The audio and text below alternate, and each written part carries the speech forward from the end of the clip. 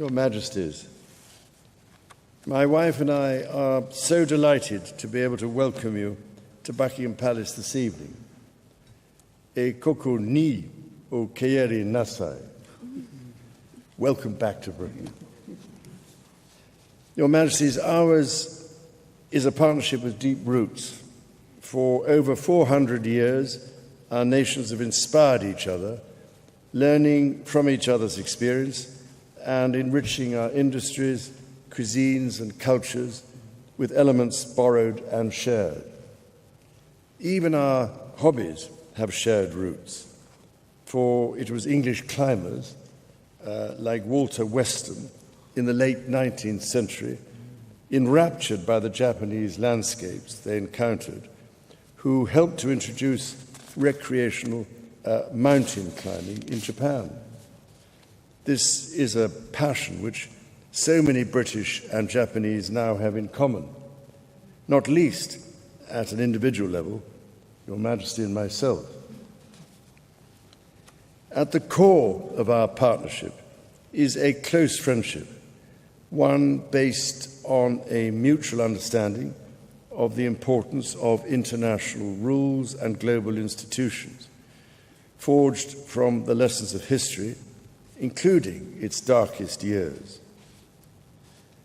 Today, as we face a world in which these principles are ever more challenged, our shared values of freedom, democracy, and the rule of law are more important than ever.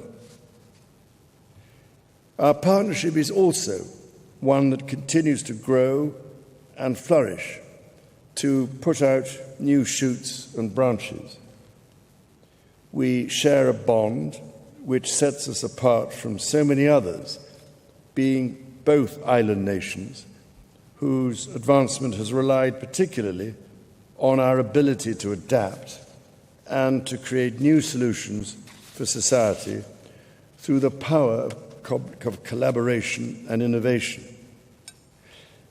Indeed, I believe that our people also share an understanding of how tradition and innovation can work together to strengthen each other and the future we work towards. I saw something of this on my first visit to Japan in 1970, when I toured the first Japanese World Expo in Osaka.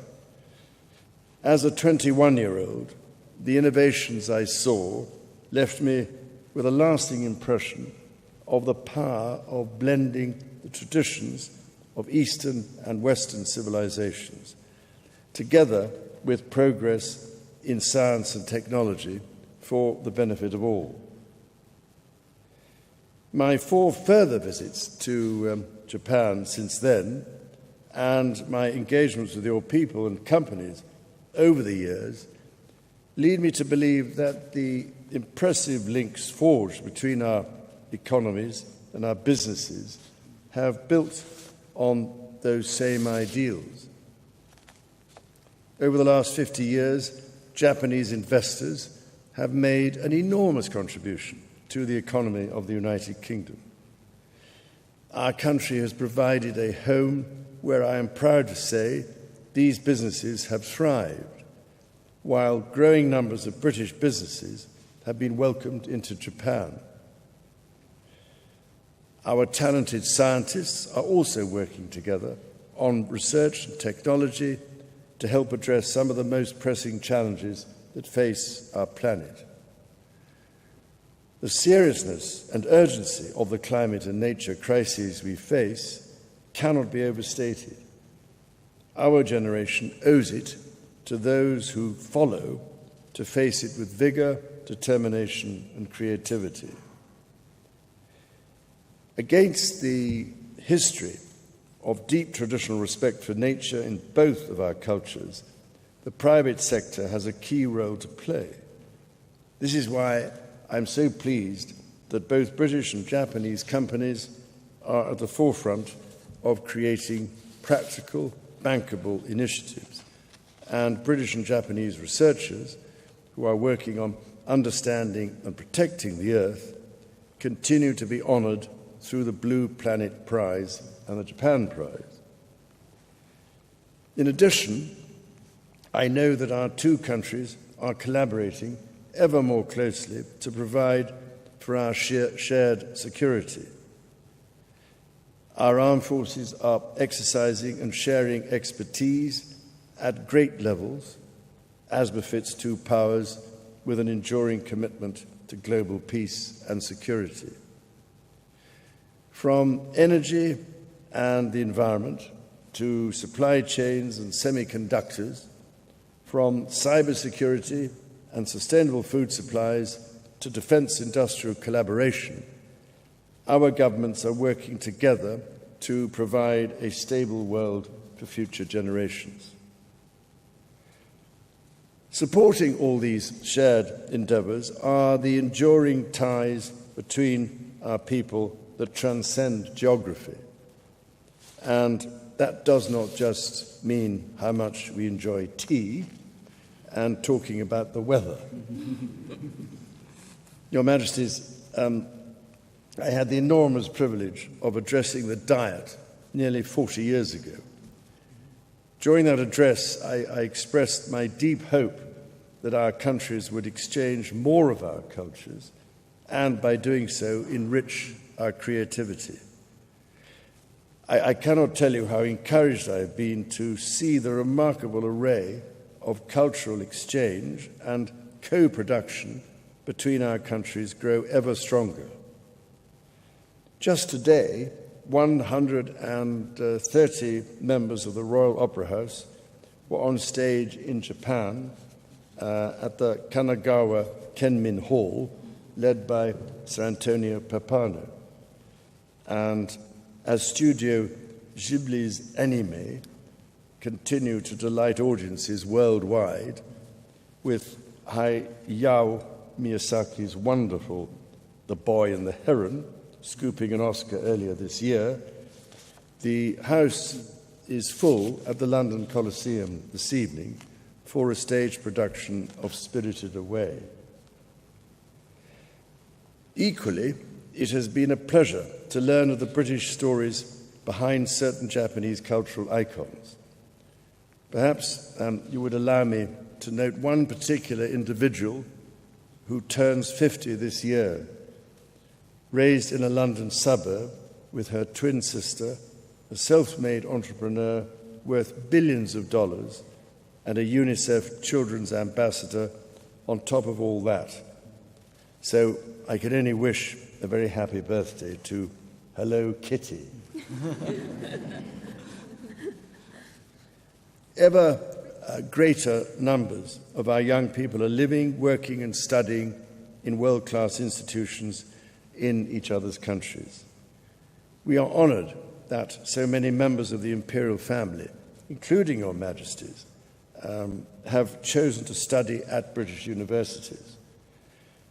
I know from Your Majesty's fascinating record of your experiences at Oxford, as well as my memories of our time spent together at the opera and fly fishing, that these opportunities to spend time abroad create lifelong friendships and memories. I'm only sorry to report that I haven't had any better luck with more recent attempts at fishing. The Pokemon phrase, "gotta catch 'em all," may resonate with my grandchildren, but for me it is perhaps aspirational. Your Majesties, in 1613, Tokugawa Ieyasu wrote to my forebear, King James I. He said, "Though separated by 10,000 leagues of clouds and waves, our territories are, as it were, close to each other." Over 400 years later, that sentiment remains at the heart of our friendship. And so it is with a sense of great affection and optimism that I propose a toast to Your Majesties and the Japanese people and to the next 400 years of Japanese-British relations. Kanpai.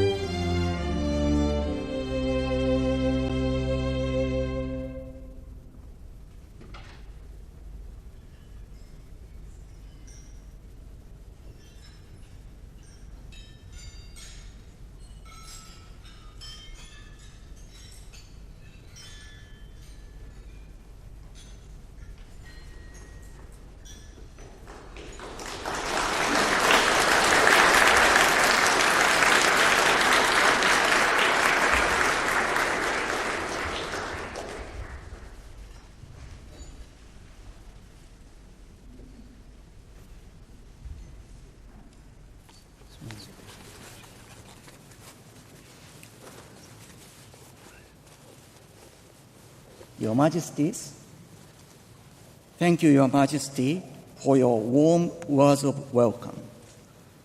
I would like to express my sincere appreciation for the invitation you have extended to the Empress and me for this state visit, as well as for the tremendous consideration and efforts that you and the people of the United Kingdom have shown in making it a reality.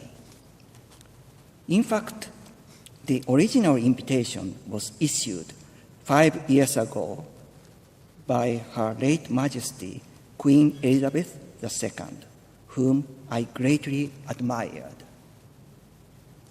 Unfortunately, however, the visit had to be postponed due to the impact of COVID-19.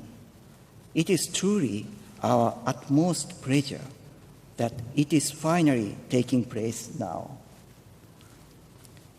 Your Majesty has just referred to our two countries' long-standing ties. We also very much appreciate Your Majesty's kindness this afternoon in showing us items from the royal collection related to Japan. We now have an even stronger sense of the deep significance of the exchange between Japan and the United Kingdom forged over so many years. I am personally pleased and also grateful to have played a part in the exchange between the two countries, having studied in the United Kingdom, during which time I interact with many people and in particular was privileged to enjoy the very warm company of members of the royal family. There was previously the sad period during which the friendly relationship between our two countries suffered, and hence I am struck by profound feelings as I extend my thoughts to what was in the minds of my grandfather, the Emperor Showa, and subsequently my father, the Emperor Emeritus, as they set foot in this country after times of great difficulty as emperors of Japan at the invitation of Her late Majesty. The Empress and I would like to express our deep respect and gratitude to those people who have dedicated immeasurable efforts to the friendship between our two countries, extending firmly into the future. At the state banquet in 1971, my grandfather voiced his heartfelt wish for the people of both Japan and the United Kingdom in various walks of life to interact even more closely and frequently and to talk to each other with open hearts. It was also my father's sincere hope that our two peoples would continue to strive for true mutual understanding and to join hands in the cause of world peace and prosperity, as was expressed on the occasion of the subsequent state banquet in 1998. Today, our society is increasingly diverse and complex, facing various global challenges. It is necessary to address these critical issues by further amassing wisdom from around the world.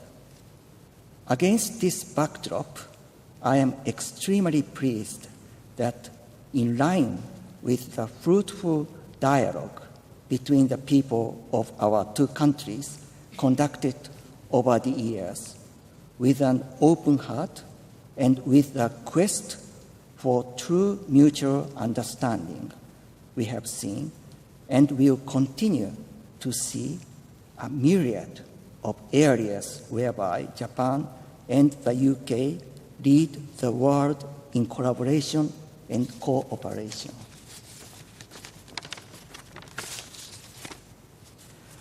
One such area is the contribution that Japanese and British scientists have made to the world through cutting-edge medical research. Knowledge of iPS cells came to the fore through the research of Dr. Shinya Yamanaka, for which he was awarded the Nobel Prize in Physiology or Medicine. This was based on the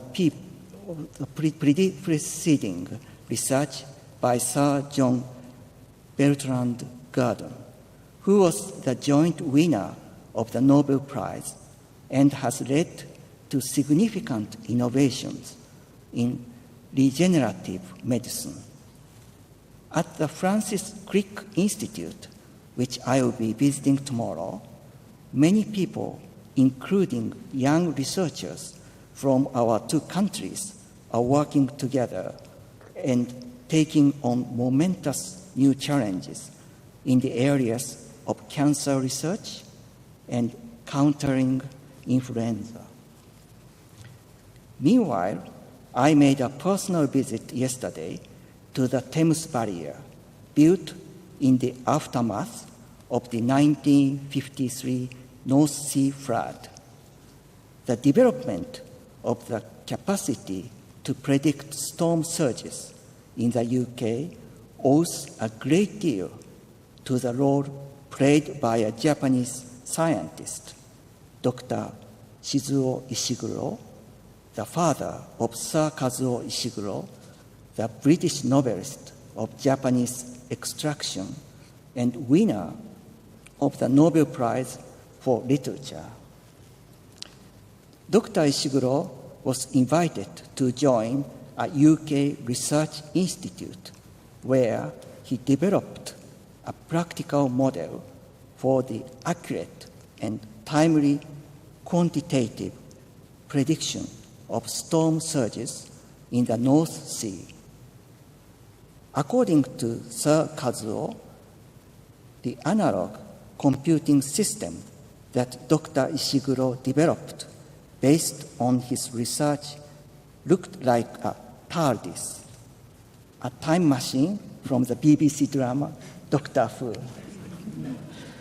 I believe that the unique interdisciplinary innovation by Dr. Ishiguro, cutting across electronic engineering and oceanographic science, continues to be a major source of inspiration for both Japanese and British researchers today, transcending time and space. During this visit, I look forward to visiting for the first time in 23 years the Royal Botanic Gardens, Kew, of which Your Majesty is a patron. There, I hope to see the efforts made by the Millennium Seed Bank in preserving seeds to avoid their extinction. May I pay my respect concerning the initiatives Your Majesty has taken with both passion and a sense of urgency in such critical areas as climate change and biodiversity. I am also encouraged that many people in both our countries are taking a keen interest in such environmental issues and are dedicating themselves to the resolution of these challenges. I have been told that seeds of Japanese red pine and other plants have been donated to the Millennium Seed Bank by Iwate Prefecture. They include those from the same type of tree as the miracle pine tree, which was the only one to survive the tsunami damage in the Takata Matsubara pine grove from the Great East Japan earthquake, during which tens of thousands of pine trees were uprooted. I believe that the seeds will be preserved long into the future as symbols of resilience, recovery from the earthquake, and friendship between Japan and the UK. I look forward to visiting again the Royal College of Music, where I can see the state-of-the-art performance laboratory, as well as to visiting with the Empress, Young B&A, where we will have a chance to interact with children from both our countries and gain a direct sense of how our culture and art are inspiring children, transcending borders and time. We also plan to visit Oxford. Sorry, maybe the wrong place for Your Majesty. Where the Empress and I both experienced the life and culture of this country as students and hope to make our humble contribution to promoting bilateral cooperation in the areas of academia, research, and education, as well as exchanges between our younger generations. The relationship between Japan and the UK has been fostered through people-to-people exchanges over the years and generations. It would be a source of immense satisfaction if our visit to the United Kingdom could help to firmly pass on the friendship and goodwill between our two countries to the young people and children who, in the future, will take on the reins of our relationship and develop it even further. Today, as Your Majesty also mentioned, the multi-layered collaboration and exchange between our two countries is accelerating in various areas, including politics and diplomacy, the economy, culture, and the arts, science and technology, as well as education. Our bilateral relations have never been more robust. We can say that we are fortunate to have been given the opportunity to climb even higher on this grand, broad-based mountain guided by the paths trodden by our forebears with a feeling of gratitude, respect, and pride in our hearts. It is my sincere hope that both Japan and the UK, as friends like no other, will continue to make untiring efforts for true mutual understanding through exchanges of their people, thereby building an enduring relationship based on friendship, goodwill, and cooperation. I would now like to propose a toast to the good health of Your Majesty, to the future development of our bilateral relationship and its contribution to the world, and to the lasting happiness of the people of Japan and the United Kingdom.